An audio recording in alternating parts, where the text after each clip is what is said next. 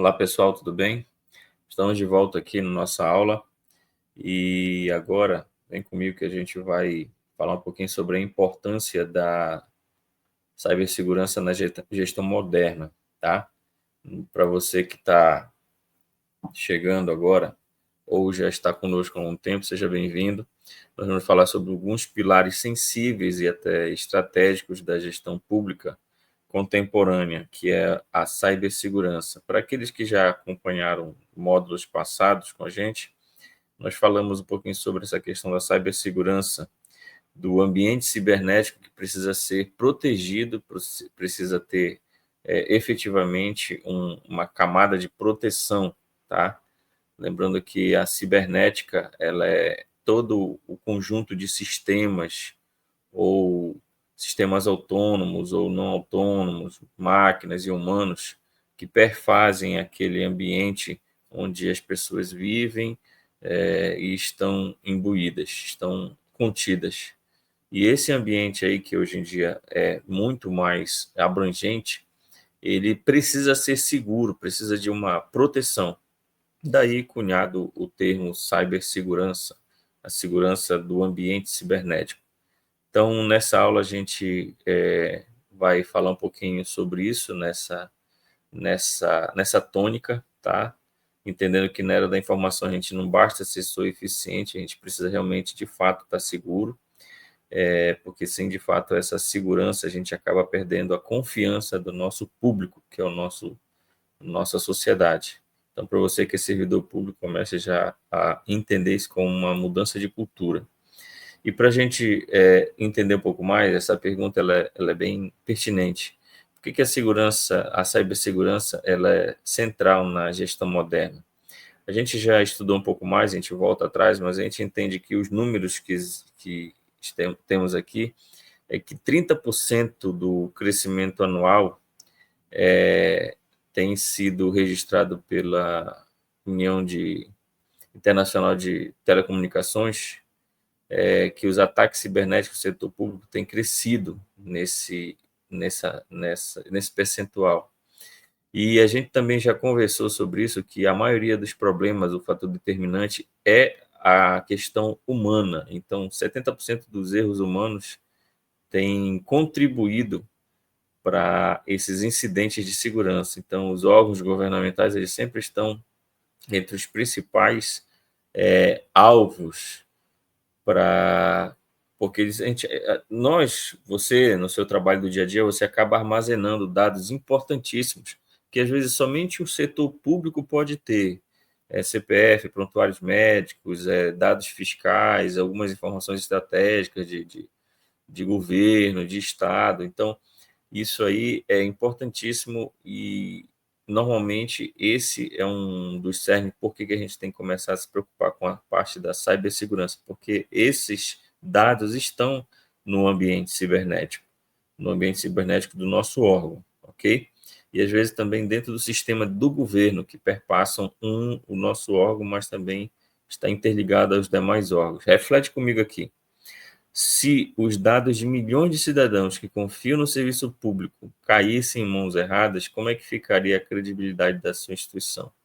Ficaria muito estranho, né? Muito complicado você voltar a retomar a normalidade de um serviço depois que a população ficou sabendo que o seu órgão, na verdade, não resguardou de fato o dado daquele cidadão.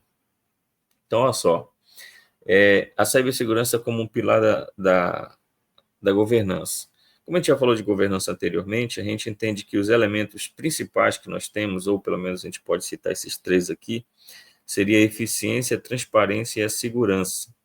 A eficiência no quesito dos processos ágeis, a transparência para que os dados fiquem acessíveis ao cidadão, que a gente pode ver que com isso ele acaba promovendo uma distinção, uma melhoria nos números, tá? E também a proteção, que é uma segurança contra o vazamento, contra fraudes e até manipulação de informações, que isso é importante. Então, um sistema transparente, mais seguro, pode se tornar também um campo fértil para informações equivocadas ou informações falsas. Bom, Olha comigo essa metáfora aqui. Vamos pensar junto. Deixa eu entrar para cá. Pense na cibersegurança como um dos fundamentos de um fundamento de uma casa, os alicerces, né? Podemos dizer assim. Então, você não vê os alicerces, mas ele foi inicialmente implantado ali, construído ali. Mas se não tivesse eles ali, provavelmente a sua casa não teria sustentação, ela não ficaria de pé por muito tempo. Então, a mesma coisa a gente tem sobre a cibersegurança, sobre a segurança digital, ok? É por esse mesmo caminho. Bom, algumas ameaças que nós consideramos, já tocamos nesse assunto, vamos voltar aqui com um pouquinho mais de assunto, sobre as ameaças cibernéticas, ou as que realmente são perigosas no âmbito do setor público. Nós já falamos sobre phishing, você com certeza se estudou já anteriormente, já sabe que phishing são aquelas mensagens falsas que induzem o servidor, no caso, a passar senha, clicar em alguma coisa, que normalmente vai levar a algum link malicioso. Ransomware, que é o sequestro digital de dados, já deve ter ouvido também notícias de sistemas, de empresas, de órgãos públicos que, de repente, tiveram seus dados sequestrados e o pedido foi feito por meio de resgate, pedido em formato de Bitcoin, em espécie, a forma de pagamento. E normalmente isso nunca acontece, tá? Por mais que às vezes a vítima pague, raras as vezes acontece deles realmente estarem devolvendo esse tipo de coisa. Engenharia social, que é a manipulação, no caso psicológica, isso acontece muito, ou pode acontecer muito com o servidor, principalmente quando uma pessoa vai até o seu órgão, ou liga para você, ou manda se passando por alguma autoridade, um e-mail para você, e você acaba, de repente, atendendo aquele pedido. Ou até mesmo os ataques de DDoS, né, distribuição de ataques de negação, quando um sistema de boot faz um disparo em massa para acessar sites e sistemas e acabar derrubando o serviço, inviabilizando ele na rede. Ou vazamento de dados, quando acontece, principalmente quando a situação de vulnerabilidade é por conta do fator humano, por algum pendrive esquecido, ou por alguma porta que esteja de repente aberta. Então, isso acontece muito. São algumas ameaças que a gente já conhecia e a gente está voltando um pouquinho aqui. No contexto amazônico e a COP, a gente entende que esses dados ambientais, eles são de fato estratégicos, essas informações, principalmente sobre fiscalização, desmatamento, mineração, principalmente tipos de minério, a própria mineração ilegal que consta, às vezes, nos registros de alguns órgãos, e alguns recursos naturais que são encontrados e são registrados, né, em sua quantidade, elas são informações valiosas no contexto amazônico, principalmente por conta dessa novidade da COP30 sendo sediada em Belém. Outra coisa que, de fato, ela também é urgente é a proteção de dados indígenas. Nós temos aí, de repente, populações indígenas que só tem aqui. Outros, de repente, outros países, outros agentes têm um interesse nesses dados, de repente, a gente não se preocupou com a parte da segurança cibernética, esses dados podem estar disponíveis ou simplesmente facilmente de serem hackeados, invadidos, sequestrados ou até mesmo roubados, né? Bom, um outro fator que de fato nos dá um contexto desse vislumbre no ambiente da segurança cibernética é que a COP30 em Belém, sendo sediada aqui no Pará, ela também poderia estar sofrendo ou pode, de repente, que no evento ela pode ter uma repercussão muito grande se ela vier a sofrer algum ataque cibernético. Então, isso aí é o que a gente tenta evitar, caso você, de repente, trabalhe diretamente ou indiretamente nos preparativos para a COP30.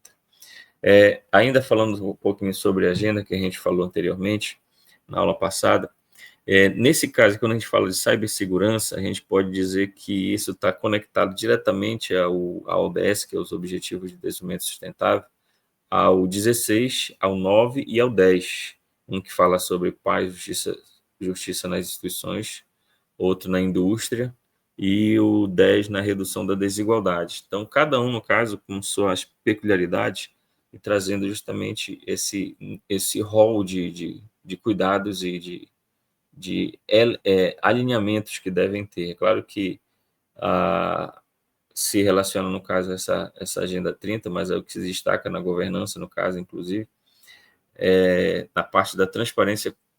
A transparência ela tem que ser uma das tônicas, por conta justamente do fato de você trabalhar com instituições eficazes, do fato da gente ter a necessidade de poder ter inovações e também, principalmente, a redução de desigualdades. Entende uma coisa na questão da redução de desigualdades. Imagina aí que os sistemas seguros eles garantem esse acesso igualitário e alguns serviços, no caso, que são disponibilizados àqueles que têm mais poder aquisitivo, também são os mesmos disponibilizados pelos que têm menos poder aquisitivo ou em situações vulneráveis, tá? Então, ele acaba equilibrando essa desigualdade, fazendo com que o serviço ele seja a todos disponíveis, tá, ok? Boas práticas. Isso aqui, se você lembrar, nós já falamos sobre isso, sobre senhas fortes, senhas únicas, sobre autenticação de multifatores, sobre atualização constante, sobre os backups regulares e seguros. E uma coisa que a gente não tinha tocado no assunto ainda é sobre a desconfiança saudável, que você nunca deve clicar em links ou anexos suspeitos, ou até baixar esses anexos suspeitos e abrir. De repente você pode estar abrindo a porta para um invasor, para um atacante. Um exemplo real é o que a gente encontrou na coordenadoria. Deixa eu vir para cá, sair um pouquinho. Na Controladoria Geral da União. Ela faz uma coisa até interessante, serve de exemplo aos outros órgãos, caso queira aplicar, que são testes periódicos de phishing. Ela simula envio de phishing por e-mail para os servidores, e de repente aqueles que acabam caindo nos chamados links, golpes, eles são logo imediatamente recrutados, né? Podemos dizer assim, para poder iniciar um treinamento, para fazer uma pequena capacitação ou requalificação, porque ele acabou vacilando, ok? Então, nesse interim, a gente acaba tendo que perpassar novamente na questão da cibersegurança como uma cultura organizacional. Internalizar que não é só a galera de TI que tem que justamente botar isso na cabecinha e fazer funcionar dentro da organização ou do teu órgão, servidor público. É cada um que trabalha dentro de um ambiente cibernético, dentro de um mecanismo que está atrelado a um sistema ou a um ambiente cibernético, tá? Para isso, se você quebrar o elo de segurança, você vai ser a falha, certo? Então, se preocupe sempre em não ser a falha, em você ser sempre a barreira de segurança. Bom, para a gente fazer um exercício mental aqui, tá? Para que a gente possa caminhar já para os finalmente dessa aula. Imagine aí você fechando os olhos por um instante. Vamos imaginar o seguinte cenário: véspera de COP30, alguns órgãos ou algum órgão específico sofre um ataque, que seja estadual, municipal. Alguns serviços ficam fora do ar ou ficam indisponíveis. Corre as informações falsas de que o governo esconde dados ou coisa parecida, e sobre queimado, desmatamento da Amazônia, ou é plantada alguma informação que é falsa. E aí, ainda nesse cenário crítico, o impacto global. Qual você acha que vai ser o termômetro da confiança no Pará e no Brasil diante de uma situação como essa, aos olhos das comunidades internacionais? Imagina só o tamanho do problema. Então, como é que isso vai impactar ou impactaria na credibilidade do Pará e do Brasil? Faz essa pergunta para você. olha para o seu órgão e responde para a gente lá no fórum sobre isso daí, tá? Uma pergunta assim um pouco mais ligeira seria que o dano seria incalculável, e não somente a questão digital, mas o político e o diplomático. Isso aí, de repente, se só viesse trazer algum prejuízo para algum tipo de comitiva visitante, isso seria pano para manga, né? Podemos dizer assim. Seria um problema que, até se consertar, muita coisa já teria acontecido. Bom, a cibersegurança no mundo, como exemplos, a gente vai ter alguns inspiradores, que é o da Estônia, a gente volta a falar sobre ele, governo de referência, mas a gente fala também sobre Singapura, que criou uma agência de cibersegurança nacional. E eles são bem avançados nesse quesito. Quando você puder, dá uma pesquisadinha neles lá, tá? Que bons serviços que eles têm lá. Deixa eu botar para cá, para o outro lado. Os serviços que eles têm lá, principalmente de bancos, eles são realmente altamente avançados, certo? Eles estabelecem protocolo de respostas rápidas a incidentes. Inclusive, grandes SOCs, os chamados Centros de Operação de Segurança, eles funcionam muito bem lá, principalmente dentro de bancos.